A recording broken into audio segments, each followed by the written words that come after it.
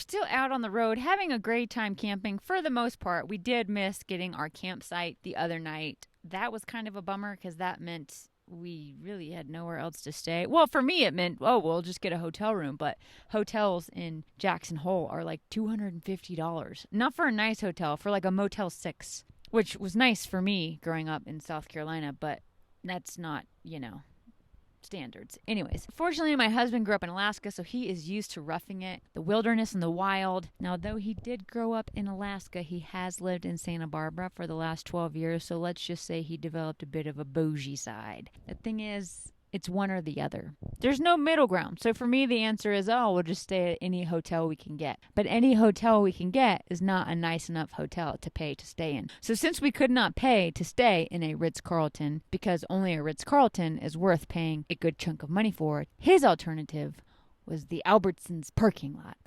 Well, this is where we're staying for the night. Can you just get my seat forward? Albertsons. Baby.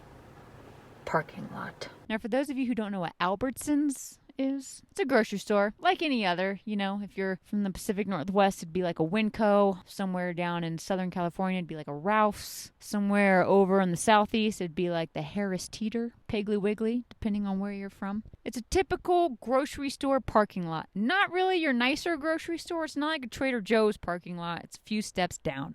Baby.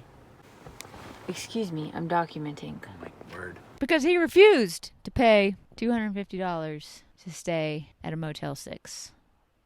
The better option was to sleep in the parking lot at Albertsons. Our failed plans. That's not failed. We're sleeping in a grocery store parking lot. I think that's wonderful. It's an adventure. Oh my gosh. Optimism. It's annoying. However, from here on out, anything I say goes. Married life. It's all about compromise. The campground that we stayed at the Grand Tetons, was a first-come, first-served basis, so we actually had to get in line at 4:30 in the morning to reserve a campsite, and there were already 4 cars waiting ahead of us. So it kind of blew my mind, actually, to think about that people would get up that early to wait in line to sleep on the ground and pay for it.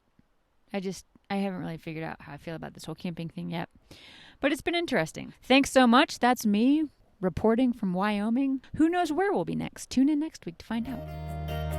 This life is beautiful, brilliant like the sun. The sun is dancing and the waves are having fun.